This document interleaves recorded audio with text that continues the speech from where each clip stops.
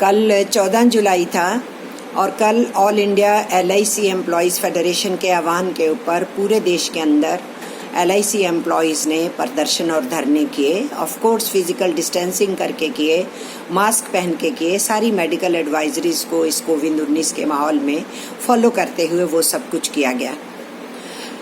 मैं इस सब के लिए फेडरेशन को और सब एम्प्लॉयज़ को बहुत बहुत मुबारक देना चाहती हूँ, क्योंकि ये प्रतिरोध, ये विरोध उनका अपने पर्क्स के लिए, अपने पगार के लिए, अपने किन्हीं फ़ायदों के लिए नहीं था, बल्कि ये देश हित में प्रतिरोध था। क्योंकि ये सरकार LIC को कमज़ोर करते हुए, डिसइन्वेस्ट करते हुए उसमें 100% पूंजी लाने का निर्णय ले चुके हैं।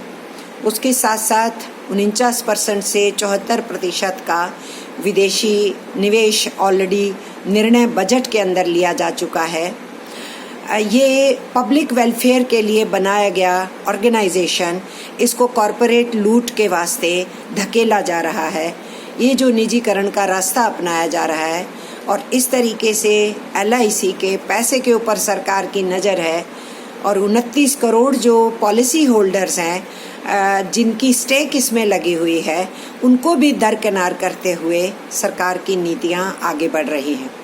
तो इन सारी नीतियों के विरुद्ध जो पॉलिसी होल्डर के खिलाफ जाती हैं, जो देश हित के खिलाफ जाती हैं, जो इतने महत्वपूर्ण इस पब्लिक सेक्टर को कमज़ोर करती हैं, देश की अर्थव्यवस्था के ऊपर कुठाराघात करती हैं, उसके विरोध में कर्मचारी खड़े हुए, इसलिए वो बधाई के पात्र हैं। और मैं स्पेशली ये बात कहने के लिए आई हूँ और आम नागरिकों को भी मैं बताना चाहती हूँ। LIC का कानून 1956 में बनाया गया हिंदुस्तान की पार्लियामेंट में, और इस कानून के बनने के बाद से इस देश के अंदर आवाम में एक बचत करने की आदत डाली गई। ये किसी भी आवाम के लिए अपने भविष्य की समस्याओं के समय उस पैसे का होना और उसका इस्तेमाल करना, ज़िंदगी के अलग अलग जो दौर होते हैं उसमें, और बुढ़ापे में भी पैसे का काम आना, ये एक अच्छी हैबिट आवाम के लिए। और उसके साथ साथ पूरे देश के विकास की प्रक्रिया में, नेशन बिल्डिंग की प्रक्रिया में LIC के जरिए से जो पैसा इकट्ठा होता रहा है उसका बहुत इस्तेमाल होता रहा है। तो देश हित में, आवाम हित में LIC एक्ट 1956 में बनने के बाद से LIC ने इस देश की सेवा की। अब इसका नाम है लाइफ इंश्योरेंस कॉरपोरेशन। ये एक ऑटोनॉमस ऑर्गेनाइजेशन की तरह है, लेकिन जब से मिस्टर नरेंद्र मोदी की सरकार आई है, वो इसको सरकारी विभाग की तरह इसमें दखल दे रहे हैं, इसका इस्तेमाल करने के प्रयास में लगे हुए हैं। उनकी सरकार ने 2014 के बाद से जो एडमिनिस्ट्रेशन है, इन्वेस्टमेंट है या एम्प्लॉयज़ की सर्विस कंडीशंस हैं, इनमें सीधे दखल देना शुरू किया हुआ है। जबकि वो कॉरपोरेशन है, उसका ऑटोनोमस स्ट्रक्चर है, वो अपने निर्णय ले सकते हैं और इतने बरसों से लेते आए 1956 से, और LIC ग्रोथ की तरफ ही बढ़ी है। LIC ने सरकार को पैसा दिया ही है कि लिया कभी नहीं है, और देश की विकास की प्रक्रिया में बहुत इन्वेस्टमेंट्स करती रही है। फिर उसको अपने गवर्नमेंट डिपार्टमेंट की तरह इस्तेमाल करने का क्या मतलब है? उसके साथ साथ मिस्टर मोदी की सरकार ने बहुत सारी जो लॉस मेकिंग थी या बहुत डाउटफुल वाली, शक के बिना के ऊपर आप कह सकते हैं कि वो जो स्कीमें थी या वो प्रोग्राम थे या वो इन्वेस्टमेंट थी, वो डाउटफुल थी या वो रिस्की थी, पैसा डूब सकता है। पब्लिक में या प्राइवेट इन्वेस्टमेंट्स के अंदर सरकार ने फोर्स किया LIC को, ऐसी इन्वेस्टमेंट्स करने के लिए फोर्स किया। 2014 तक LIC के जो नॉन परफॉर्मिंग एसेट्स थे, यानी जिसको हम सीधे सीधे कहेंगे जो तथाकथित कर्जे होते हैं और वापस नहीं आते हैं, वो 1.5% से लेके 2% तक थे। लेकिन मिस्टर मोदी के इस राज के दौरान में 2014 से 2019 तक वो 5 गुना बढ़ गए, 7.44% हो गए। ये हमें ध्यान रखना चाहिए। मैंने अभी अभी बोला कि इन्होंने रिस्की प्रोपोजिशन, डाउटफुल प्रोपोजिशंस में फोर्स किया LIC को इन्वेस्ट करने के लिए पैसा, और वो पैसा डूबा। और इसके अलावा उन NPAs को राइट ऑफ किया गया और IRDAI की तरह के तहत, और चूंकि राइट ऑफ किया गया तो जो असल में 7.44% NPAs थे वो राइट ऑफ करने के चलते, रजिस्टरों के खातों से हटाने के चलते सिर्फ 0.27% दिखाए गए। 1% का लगभग 1/4 दिखाया गया। मैं यहाँ ये भी बताना चाहूँगी आपको कि IRDA बिल जो है वो IRDA कब लाया गया था? NDA सरकार के वाजपेयी जी के पीरियड में लाया गया था, 1999 ईयर में, 1999 में। और 2000 में LIC को फोर्स किया गया, उसमें फॉरेन डायरेक्ट इन्वेस्टमेंट्स लाई गई इसी कानून का इस्तेमाल करते हुए, और तब लगभग 26% इन FDIs को लाया गया था। एक बार ये रास्ता बना दिया गया, वो 49% तक पहुंच चुका था 2014 में। अब ये सरकार 100% लाना चाहती है इंश्योरेंस में विदेशी पूंजी, और जो बजट रखा था सीतारमण जी ने 2019-20 का, उस बजट के अंदर, और 20-21 का जो बजट जो 20 के शुरू में रखा, वो 49% से 74% FDI का उस बजट के अंदर ही प्रावधान कर दिया, और लाना ये 100% चाहते हैं। यहाँ मैं ये दोहराना चाहूँगी, कहना चाहूँगी, 2008 में जब अमेरिका में मंदी आई और दुनिया में त्राही त्राही हुई, तो कौन फेल हुआ था? उनके प्राइवेट बैंक्स फेल हुए थे, लेहमैन ब्रदर्स जो सबसे बड़ा बैंक है, और उसके बाद तो कतार ही लग गई, 500-550 के करीब प्राइवेट बैंक्स उनके फेल हुए। इंश्योरेंस की जो उनकी सबसे बड़ी कंपनी थी वो फेल हुई, अमेरिका की AIG, सबसे बड़ी कंपनी, और उसके चलते हुए 80 देशों के अंदर बिजनेस के ऊपर प्रभाव पड़ा, और उन बैंकों के फेलियर के चलते 130 देशों में प्रभाव पड़ा। हिंदुस्तान उस समय उस तरीके का, जो पूरी दुनिया के अंदर मंदी आई थी, बहुत हद तक उस झटके को हम सह पाए थे, क्योंकि हमारे बैंक्स नेशनलाइज थे, क्योंकि हमारी इंश्योरेंस पब्लिक सेक्टर में थी, नेशनलाइज्ड सेक्टर में थी। उस वजह से हम बच पाए थे। जो वहाँ के फेल्ड बैंक्स हैं उनको हमारे बैंक्स के ऊपर थोपने की बात की जा रही है, और जो वहाँ की फेल्ड इंश्योरेंस कंपनीज थी उनको हिंदुस्तान के अंदर जगह दी गई, और हिंदुस्तान के अंदर तेजी से मिस्टर नरेंद्र मोदी की इस सरकार के दौरान उनको बढ़त दी गई है। यहाँ के कॉरपोरेट घराने और अमेरिका की फेल्ड इंश्योरेंस एजेंसी, इन लोगों की कोलैबोरेशन चल रही है, और अब ये सरकार 100% पूंजी ला करके LIC का जो पूरा सुपड़ा साफ करना चाहती है, जो देश हित में नहीं होगा।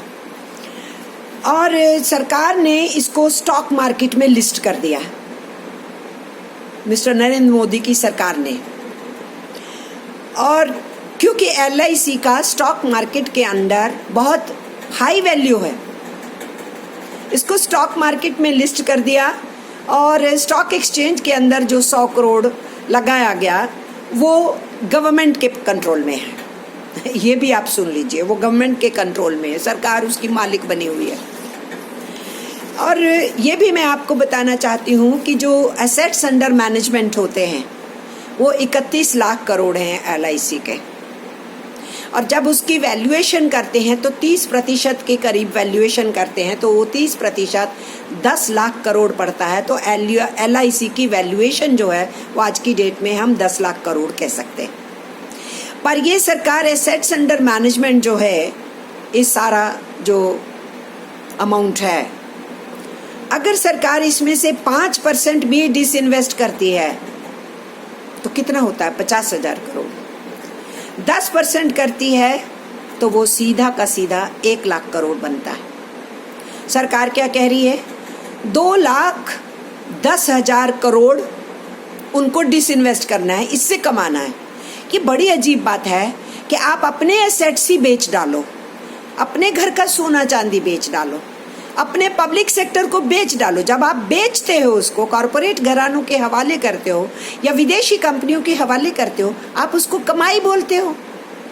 इससे ज़्यादा दिवालियापन और क्या हो सकता है दिमाग का। और इसीलिए हमारे इंश्योरेंस के मुलाजिमों ने जो ये हिम्मत दिखाई है, आंदोलन किया है, और केवल ये कल पूरे देश में प्रतिरोध नहीं मनाया गया, उससे पहले एक्सटेंसिव ऑनलाइन कैंपेन चलाई गई है। प्राइम मिनिस्टर को चिट्ठी लिखी गई है हमारे पदाधिकारियों के द्वारा।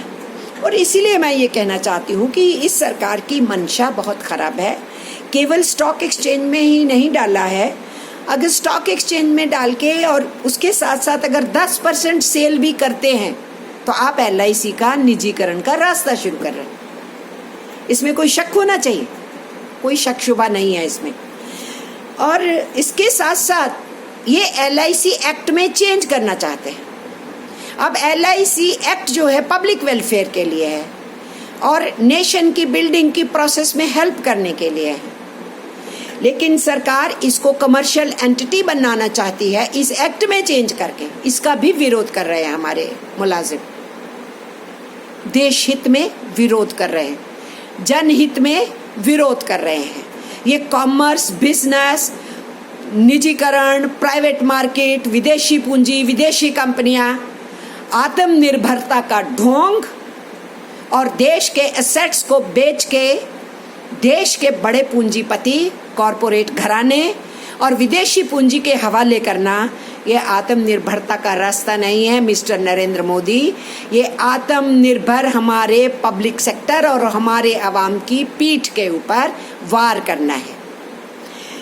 और मैं ये भी कहूँगी कि हमारी LIC दुनिया में सबसे नंबर 1 पे है पॉलिसी होल्डर्स की गिनती के रूप में। मैंने शुरू में कहा कि LIC के 29 करोड़ पॉलिसी होल्डर्स हैं। ये दुनिया में किसी इंश्योरेंस कंपनी के पास सबसे बड़ी गिनती है पॉलिसी होल्डर्स की। तो अगर LIC के साथ ये सब खिलवाड़ होते हैं, उन 29 करोड़ का क्या होगा जो पॉलिसी होल्डर्स हैं।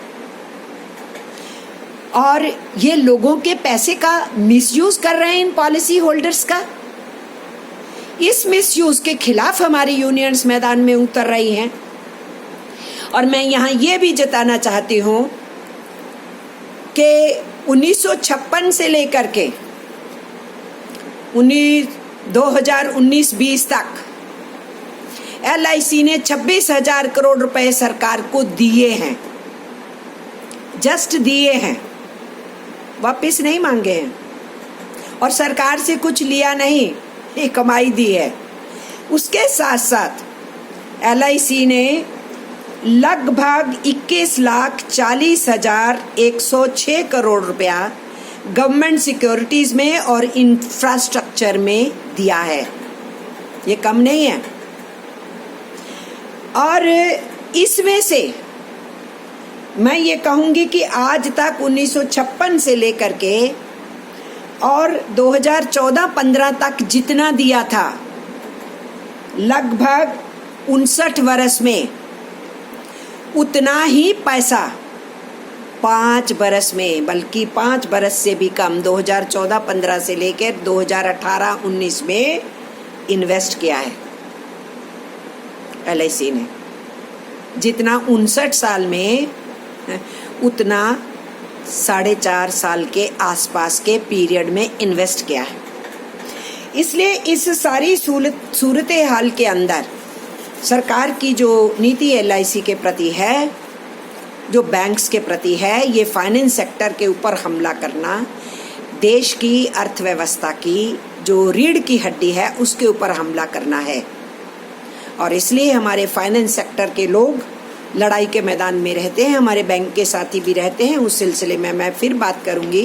पर आज मैं विशेष करके LIC के साथियों को मुबारक देने के लिए, बधाई देने के लिए आई कि आपने देश हित में ये सही कदम उठाया, ऑनलाइन कैंपेन भी चलाई और आप आने वाले दिनों में इस कैंपेन को और आगे बढ़ाने वाले हैं। और इस LIC सेक्टर के अंदर जो और यूनियंस एक्टिव हैं, सब मिल करके इस आंदोलन को और आगे तेज करेंगे, ऐसी मैं आप लोगों से उम्मीद करती हूँ। और आप नागरिकों से मैं कहना चाहती हूँ, आज यूनियनें, जो यूनियनों को बदनाम किया जाता है, आज यूनियनें मैदान में उतरी हुई हैं देश हित में, देश के पब्लिक सेक्टर्स की एक एक करके हर सेक्टर में उसकी रक्षा में मैदान में उतरी हूँ। मैं कुछ दिन पहले कोल वर्कर्स की 3 दिन की हड़ताल के सिलसिले में बात करने के लिए आई थी। आने वाले दिनों में मैं बैंक्स वालों के लिए भी बात करूंगी। मैं सार्वजनिक क्षेत्र के इन सारे प्रश्नों के ऊपर पहले भी आ चुकी हूँ। आज मैं LIC के प्रश्नों के ऊपर विशेष करके आई थी और मैं आम आवाम से समर्थन देने की बात कर रही हूँ। ये आपका हित है, ये आपके लिए है। आपके देश के 29 करोड़ जो पॉलिसी होल्डर हैं, उनके साथ उनके परिवारों को जोड़ के तो देखिए, जिनका हित इसके साथ जुड़ा हुआ है। ये सब उनकी भी बात हो रही है। और देश के लिए जो लगातार इंफ्रास्ट्रक्चर इन्वेस्टमेंट में LIC एक मजबूत पिलर की तरह खड़ी रही, उसकी आने वाले दिनों में और ज़रूरत है। और इसलिए उसको नेशनलाइज सेक्टर में रहना चाहिए, उसके अंदर विदेशी पूंजी नहीं लाई जानी चाहिए, उसका निजीकरण का रास्ता नहीं होना चाहिए, उसके कानून के साथ छेड़खानी नहीं होनी चाहिए। उसके लिए मैं आप सबका समर्थन मांग रही हूँ। ये कहते हुए मैं अपनी बात ख़त्म करती हूँ। बहुत बहुत शुक्रिया। नमस्कार, सत श्री अकाल, आदाब, सलाम, जय हिंद।